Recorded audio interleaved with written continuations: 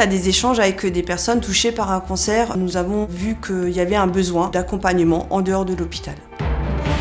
La Fabrique en Rose, c'est une association qui propose des ateliers créatifs et bien-être à des personnes touchées par un cancer, tous les cancers. Suite à l'annonce de la maladie, on est un petit peu perdu, parfois seul du jour au lendemain, parfois dans une déprime à ce moment-là. Suite au traitement de chimio, il y a la fatigue, les pertes de mémoire, les problèmes de concentration, de mémoire et également cette perte de mobilité des articulations. C'est un combat quotidien. Alors cette association, elle est importante pour de l'accompagnement en dehors de l'hôpital.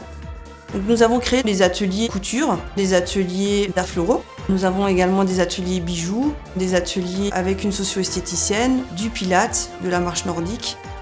En créatif, confectionner des choses et devoir se concentrer, ça apporte du bien-être.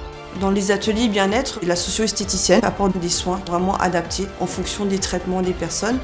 Il est important aussi qu'elles aient ce partage, cet échange, où elles peuvent vraiment se libérer la parole sans qu'il y ait de jugement. Et donc le mental est hyper important dans la maladie. Les aidants subissent la maladie psychologiquement. Ce qui est important, c'est d'être là aussi pour eux.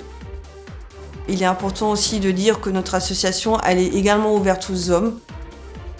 Pourquoi le rose au sein de notre association? Parce que ça apporte de la pudeur, de la douceur et de l'affection.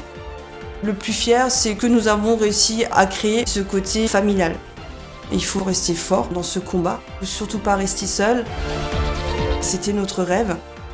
On se sent super bien dans notre association. Il y a plus de joie, de rire que de pleurs. C'est ça finalement qui est juste génial. Pour nous, le cri de guerre, c'est profiter de la vie et d'avancer ensemble.